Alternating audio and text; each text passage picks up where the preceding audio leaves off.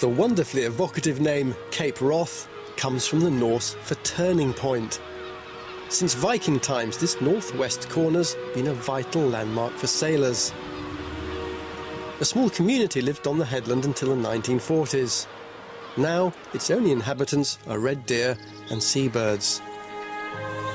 It's the site of the highest sea cliffs in mainland Britain, and is one of the last great wildernesses in Europe.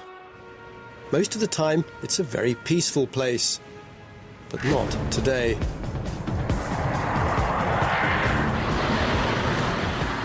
It's being attacked by the Germans, the Americans and the British.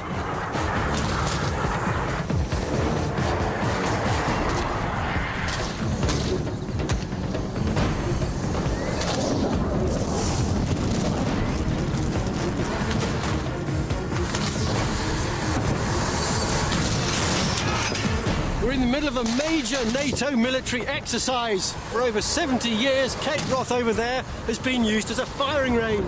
It's the only place in Europe where you can drop live 1,000-pound bombs. Cape Wrath is the largest live bombing range in Europe. It's used throughout the year and is crucial in the final training of military pilots. But an exercise like today's only happens 3 times a year. Navy, Army and Air Forces from around the world all train together. Warships, jets, artillery and helicopters are all attacking this rugged peninsula.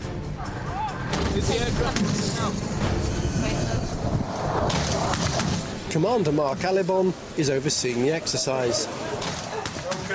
Hello, Mark. Good to meet you. Why Cape Wrath? I mean, it's up here at the top left-hand corner of the British mainland. Why is it so suitable? It's the only place in the Northern Hemisphere where we can bring all 3 services together to train at the same time.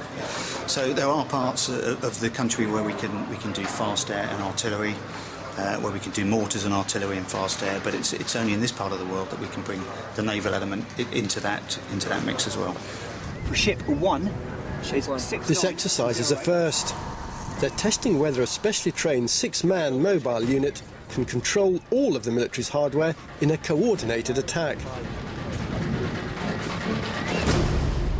We're developing a newer concept that's come out of a lesson from the last Gulf War in terms of how we can more efficiently employ all that firepower into one area at the same time to create the greatest effect, and making sure that we win the battle much quicker in terms of, which means we save lives, and also we spend less money doing it. Cape Wrath is a pretty inhospitable place, but is it ideal for military purposes? In terms of training on the ground, it's ideal. It's pretty hostile for the troops to survive on the ground. It's difficult sea conditions and sea states for the Navy to operate in, and of course it's demanding to fly in.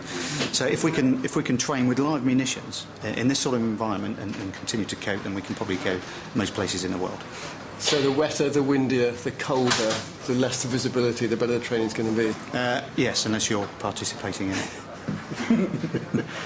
But yes, it's demanding for the troops. Yeah. So if they can survive in that and continue to operate, importantly, then that's what it's hugely valuable.